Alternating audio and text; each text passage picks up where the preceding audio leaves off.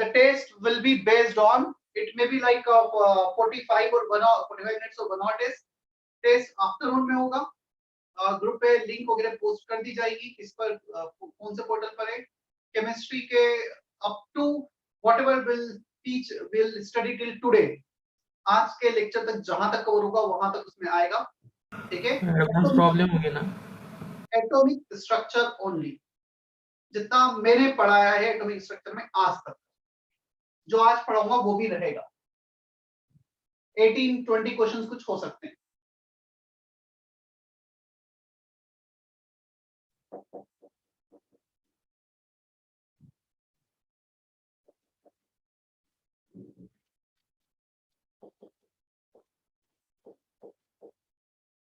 Next heading, it is somewhat related to de Broglie wavelength. Explanation of MVR equal to NH by 2 pi.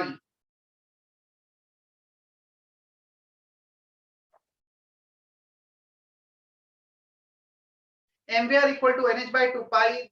This is, or angular momentum is equal to whole number multiple of h by 2 pi. One of the postulate in Bohr's model. Third postulate, इस postulate को हमने वहां direct use किया था, इसको explain किया bourse ने, sorry de Broglie ने। बोर्स ने इसको डायरेक्टली यूज कर लिया था, एक्सप्लेनेशन बाद में दिया गया डी ब्रोगली के थ्रू। चलो, according to de Broglie concept, whenever electron is moving around the nucleus, it is not moving in the circular path, it is moving in the form of wave। वो कुछ wave के form में move करेगा, इस form, clear. So कुछ up down movement होगा, and actually this is true, and one of the drawback of Bohr's model is de Broglie concept. According to Bohr's model, electron is moving in circular path, but according to de Broglie, it is moving in the form of wave, which is more appropriate. So electron is moving in the form of wave. हम क्या करते हैं, इस circular path को जो centre पे दिख रहा है उसे कट करके एक्सटेंड कर देते हैं। सर्कुलर पाथ को एक्सटेंड कर दिया। For this example 1 2 3 loops up, 1 2 3 loops inside the circle. जो सर्कल के इनसाइड है वो नीचे आ जाएंगे, जो सर्कल के बाहर है वो ऊपर आ जाएंगे। सो 1 2 3 3 loops up, 3 loops down. The distance from here to here is 2 pi r. क्या हमें इतना समझ में आता है, डिस्टेंस 2 pi r होगा यदि मैं सर्कुलर पाथ को कट करके एक्सटेंड कर दूंगा। Can we say that the distance from one end to other end will be the parameter of the circular path 2 pi r? Yes, sir. Yes, sir. So it will be 2 pi r. The distance from here to here, यहां से लेके यहां तक का distance कितना है? क्या ये वेवलेंथ है? Lambda. Lambda. No, listen, no, copy मत करना, सुनना पहले। When electron is moving around the nucleus, it always remains in the phase. वो हमेशा फेज में रहेगा, फेज में रहेगा। इसका ये मतलब हुआ यदि वो जिस पॉइंट से स्टार्ट कर रहा है वहीं पे एंड करेगा। ऐसा नहीं कि इनकम्प्लीट सर्कुलेशन करेगा, इनकम्प्लीट वेव्स बनाएगा। It always form complete waves. Clear? So first 1 wavelength, 2 wavelength, 3 wavelength, either 4 wavelength, either 5 wavelengths. So the number of wavelengths will be whole number. Can we say that 2 pi r equal to whole number multiple of this wavelength? या तो इसका 1 या 2 या 3 या 4, there is some whole number. n का value 1 2 3 4 up to infinity कुछ whole number हो। क्या इतना हमें समझ में आता है? Yes, sir. Yes, sir. Yes, sir. जिस भी ऑर्बिट की हम बात कर रहे हैं उस ऑर्बिट का radius, radius of nth orbit, और सर तो अगर अपन को किसका भी फाइंड करना है तो यही फॉर्मूला यूज करना है ना? फिर से पूछो। अगर अपन को ऐसे क्वेश्चन आता तो यही फॉर्मूला इंपॉर्टेंट है ना? For particle, for electron moving in circle in any given orbit, then we have to use this formula. If electron is moving in Bohr's orbit, Bohr's theory, single electronic system, हमें ये formula use करना होता है wavelength निकालने के लिए। So it is de Broglie wavelength of electron, r is radius of nth orbit, and n is number of orbit.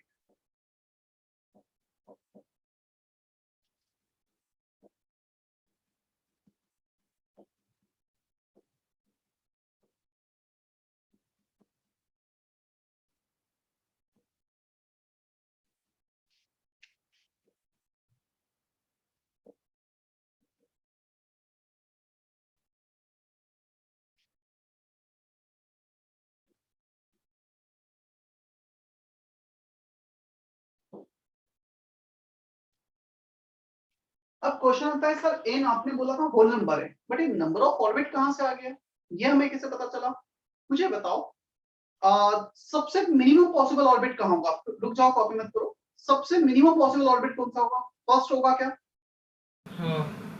Yes और sir. Yes, sir. सबसे मिनिमम नंबर ऑफ सर्कुलेशन कहाँ पर होंगे?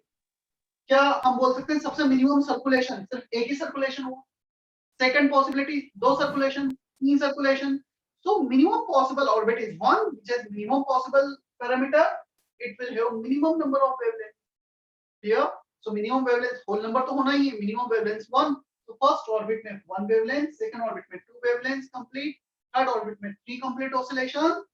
In nth orbit, electron form n number of waves और n number of complete oscillations. क्या इतना clear है? Yes, sir. Yes sir. अभी भी हम इस पे तो आए नहीं है, ये तो हमने प्रूव किया ही नहीं, एक्सप्लेन किया ही नहीं, हमने सिर्फ इतना देखा है। चलो उसको भी देख लेते हैं। 2 pi r n lambda, can we write lambda as h upon mv according to de Broglie equation? क्या लिख सकते हैं क्या हम ऐसा? Yes, sir. Yes sir. अब एक काम करो, mv को मल्टीप्लाई कर दो, 2 pi को डिवाइड कर दो। So mvr equal to n h upon 2 pi। यही हमने यूज किया था और इसको डिराइव कर दिया डी ब्रोगली के हेल्प से।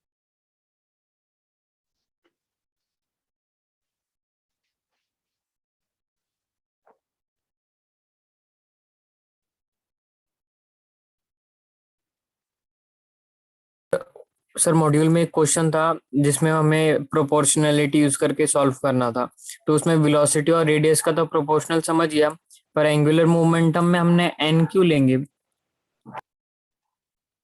एन वेरिएबल है ना सर, और h बाई 2 पाई कांस्टेंट। एक मिनट, फिर से मुझे पूछो, क्या क्वेश्चन है, क्या डाउट है? सर C3 जो है एक्सरसाइज 1 का, उसमें हमें प्रोपोर्शनैलिटी यूज करना था और लास्ट में लिखा था angular momentum into v into r is proportional to 2x, तो ऐसे x की वैल्यू निकालनी थी।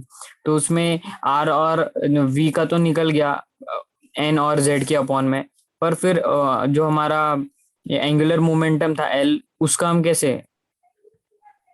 ये एल है, yes sir. Yes. Proportional to N, constant. L is Okay, sir. Proportionality हमेशा वेरिएबल से ही होती है ना। क्या? प्रोपोर्शनलिटी हमेशा वेरिएबल से ही होती है ना। नहीं समझ पा रहा हूं मैं। दो चीजें तुम ये बोल सकते हो, प्रोपोर्शनलिटी मतलब एन, क्या हम फिर से पूछो, मैं नहीं समझ पाया तुम्हारा डाउट क्या है। z और n के टर्म में ही होगा ना प्रोपोर्शनैलिटी? मतलब डिपेंड करेगा इस केस में, उसी में पूछना चाह रहे थे। ऑप्शंस किस फॉर्म में दे रखे हैं वो देखना पड़ेगा, right? Yes sir.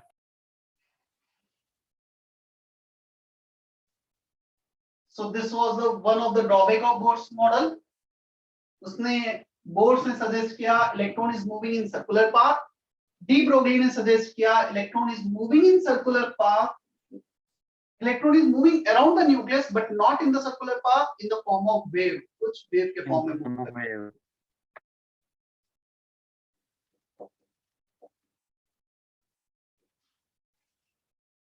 Heisenberg's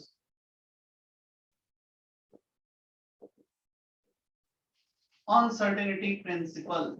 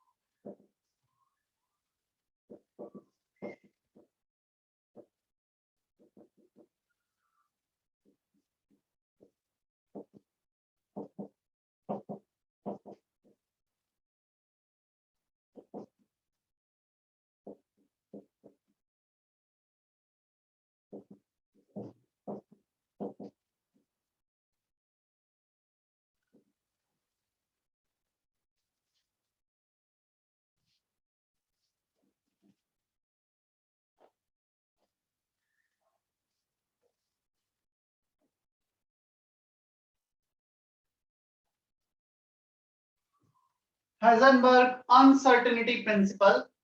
According to this principle, it is not possible to determine both position and momentum precisely for a small moving particle. इसका मतलब ये होगा, ये एक इलेक्ट्रॉन है, इस इलेक्ट्रॉन की यदि हम पोजीशन मतलब कितना डिस्टेंस है न्यूक्लियस से, इसका मोमेंटम वेलोसिटी कितना है, उसका मोमेंटम होता है mass into velocity. If we are going to determine exact value of position and momentum, then it is not possible to determine exact value. We always have some error during calculations. वहाँ पे कुछ error आएगा measurement में, कुछ uncertainty होगी. We are not 100% certain for their velocity and momentum. Yeah? Error कम रहेगा, बहुत कम रहेगा. कम कर सकते हैं, decrease कर सकते हैं, but zero नहीं कर सकते. So delta x error or uncertainty in position, error or uncertainty in velocity, error or uncertainty in momentum. अब क्वेश्चन आता है, हेजनबर्ग ने ऐसा बता तो दिया, ऐसा केस क्यों है? बोर्स मॉडल के through we have all the value of velocity, we have exact value of radius कि इसकी ये पोजीशन है इलेक्ट्रॉन की न्यूक्लियस से इतना डिस्टेंस पर है, क्लियर. बट हेजनबर्ग बोल रहा है ये नहीं बता सकते. तो मैं इसको भी एक्सप्लेन कर देता हूँ क्यों नहीं बताया जा सकता, क्यों नहीं कैलकुलेट किया जा सकता एग्जैक्टली.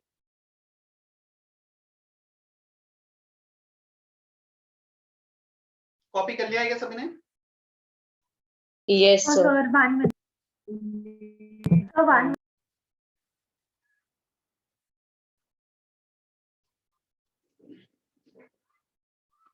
Done.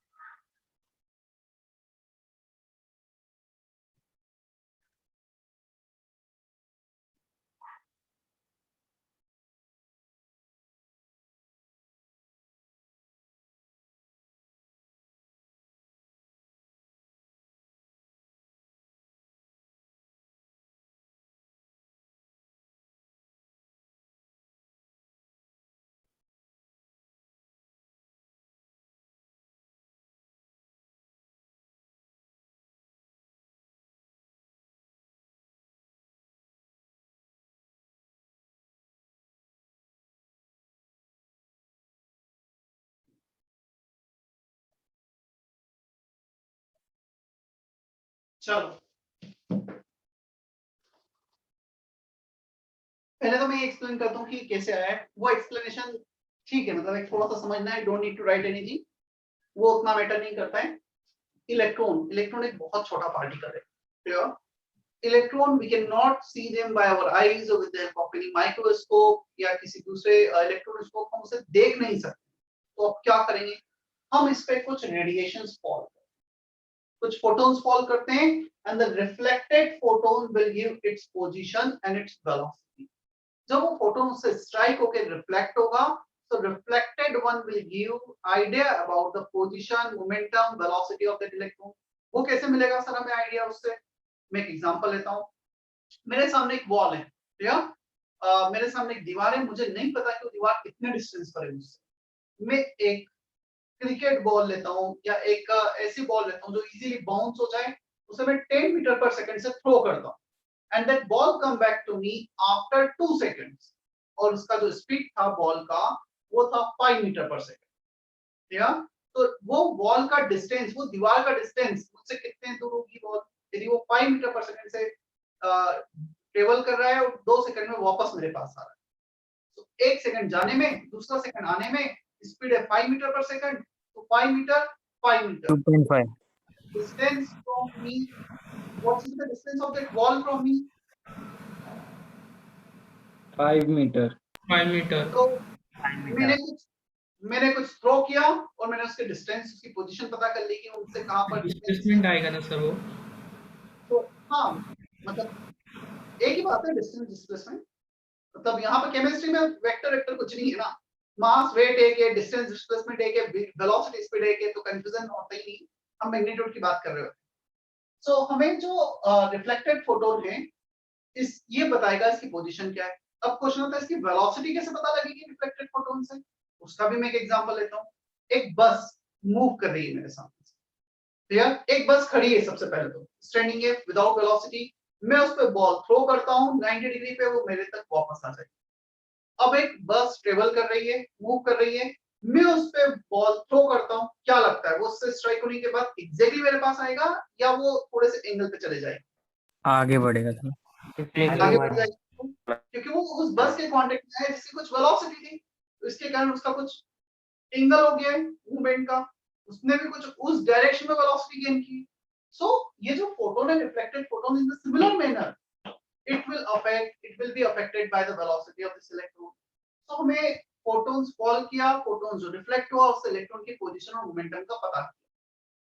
पहले तो मैंने इसका आइडिया दिया कैसे पता करते हैं, अब मैं ये बताता हूँ क्यों हम एग्जैक्ट नहीं पता कर सकते। जस्ट फॉर एग्जांपल इसकी पोजीशन थी 5 यूनिट, ये फोटोन आया, क्या फोटोन उस इलेक्ट्रॉन जिसका बहुत कम एनर्जी, बहुत छोटा पार्टिकल है, उसको डिस्टर्ब कर सकता है स्ट्राइक करके?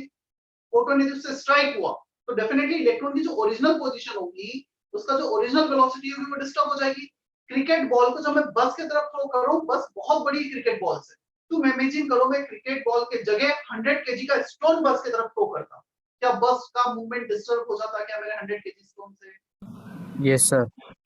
तो यदि वो पार्टिकल कंपैरेबल है तो इसकी पोजीशन, इसका वेलोसिटी, इसका मोमेंटम डिस्टर्ब हो जाएगा। अब डिस्टर्ब हो जाएगा तो हमें एग्जैक्ट वैल्यू पता ही नहीं लगेगा। क्लियर? हम इसका डिस्टरबेंस मिनिमाइज कर सकते हैं, जीरो नहीं कर सकते, क्योंकि हमें स्ट्राइक तो करवाना ही है उसे। सर फोटोन के स्ट्राइक होने पे ना, क्या? फोटोन के स्ट्राइक होने पे ना, हाँ, फोटोन के स्ट्राइक होने पे इलेक्ट्रॉन का ये वैल्यू, एक्चुअल वैल्यू और जो हमें मिल रहा है वो वैल्यू में डिफरेंस आ जाता है। अब हेजनबर्ग ने इनके एक रिलेशन भी सजेस्ट किया, delta X into delta P is greater than equal to h upon 4 pi. Delta X, इसको हम लिख देते हैं डेल्टा पी को mass into delta P, is greater than equal to h by 4 pi. For calculation purpose, we can use equal sign delta p, delta of mass into v, mass constant होता है m delta p. Clear? Calculation के लिए हम equal sign ले सकते हैं। तुम देखोगे तुम डेल्टा p को लिख सकते हो h upon 4 pi delta x. If you want to decrease delta x, then delta p increases. So out of this two error, if you are going to decrease one of the error, another error will increase, but their product will always remain, minimum value will remain same. इससे ज्यादा हो सकता है, but minimum तो इतना होना ही है, zero नहीं हो सकता। तुम यदि इसको जीरो कर दोगे तो something by zero is infinity, इसमें error infinity का हो जाएगा। तो हम किसी को भी जीरो नहीं बना सकते इन दोनों में से। समझ में आया? Yes sir.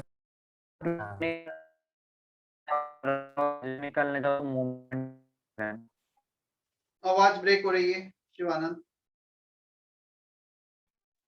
सर, अगर मूवमेंट निकलोगे तो पोजीशन में एरर निकलो। Shivanand, still your voice is breaking, you can type in chat box, मैं देख लूंगा।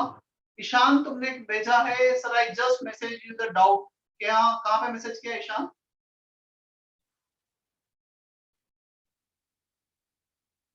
You can type your doubts in chat box, जिसके भी डाउट है। सर क्वेश्चन में इसके लैंग्वेज कैसे लिखा रहेगा डेल्टा के लिए? वो देखेंगे ना क्वेश्चन, बस अब हम 3-4 क्वेश्चन ही करेंगे डी ब्रोगली पर, इस पर।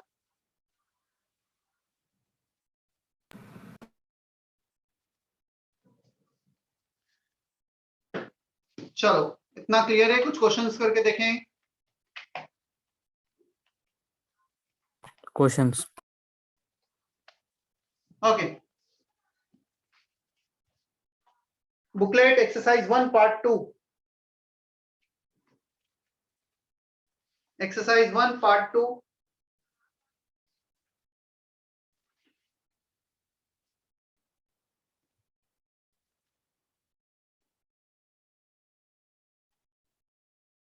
Section E, E1, E3, E5, E7, all odd question from section E, E1, E3, E5, E7.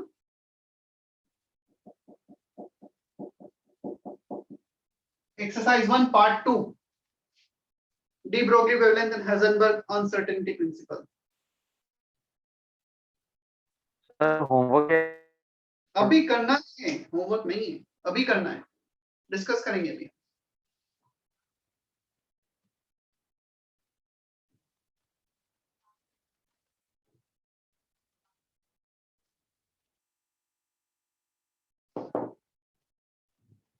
Attempt करो जल्दी से, मैं सारे क्वेश्चन, चारों क्वेश्चन अभी डिस्कस करूंगा.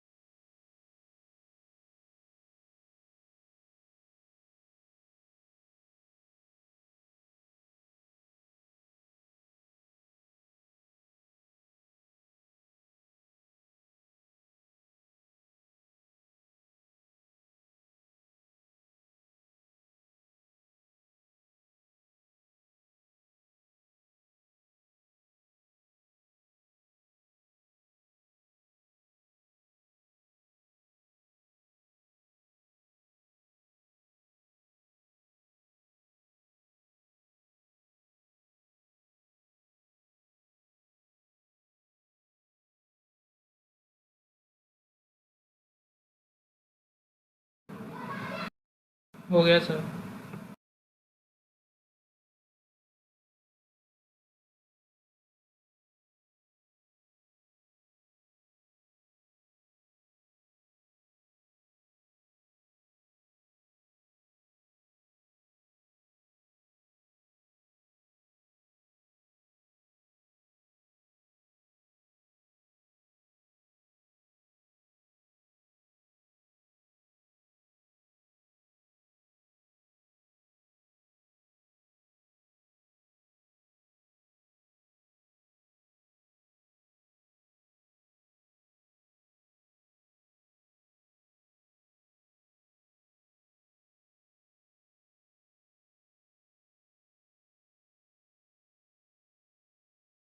चलो हो गए. हाँ sir.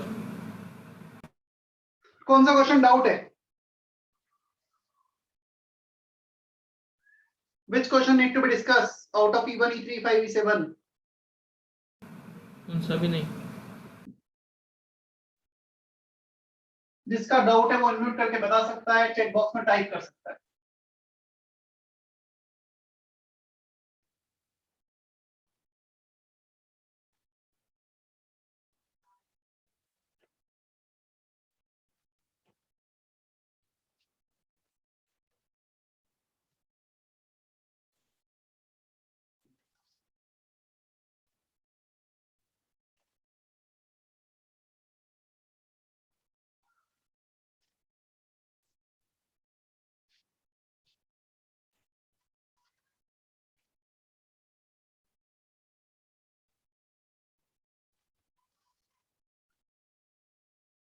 E3.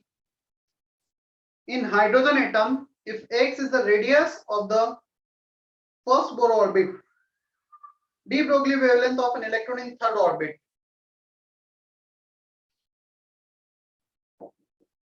Third 2 pi r equal to n lambda. जहां भी de Broglie wavelength पूछा गया इलेक्ट्रॉन के लिए ऑर्बिट में, ये फॉर्मूला यूज होना है। So third Bohr orbit में radius r naught n square by z equal to 3 lambda. 1 3 will cancel out. Lambda हो गया 6 pi r naught और r naught को उन्होंने दे रखा है x, फर्स्ट ऑर्बिट का radius. Is that okay? 6 pi x is answer. Yes, sir.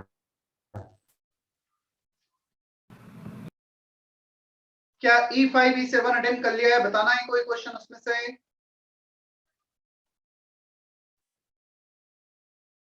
E5 E7 सभी का आंसर आ गया है या नहीं किया था attempt?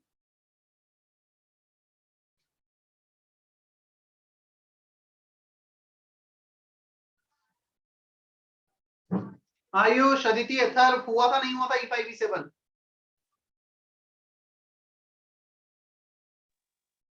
Am I audible? At least unmute करके हाँ ना बोलना है। कौस्तुभ, कनिष्का, कल्याणी, हो गया है? Yes. Yes, sir. ठीक है, चलो मैं अभी हमारा जितना हुआ है इसके बाद लास्ट जो पार्ट आता है इस चैप्टर में होता है quantum mechanical model, wave mechanical model. अब तक हमने क्या क्या किया है एटॉमिक स्ट्रक्चर में, एक 2-4-5 मिनट का मैं थोड़ा ब्रीफ कर देता हूँ। क्लियर? अभी भी बहुत टाइम नहीं हुआ है, जिन बच्चों ने पढ़ना स्टार्ट नहीं किया है कर लो। हमारे 2 साल क्रूशियल है हमारे लाइफ के, थोड़ा सा हम कर लें। क्लियर? शायद करियर हमारा सही हो जाए। वैसे तुमसे मैंने अपना स्टोरी कभी शेयर किया है, मतलब 10 मैंने कैसे क्या जेई की प्रिपरेशन की, 10 तक क्या था क्या हुआ उसके बाद भी बताया तुम्हें? No sir. जी, No, चलो sir. No, sir.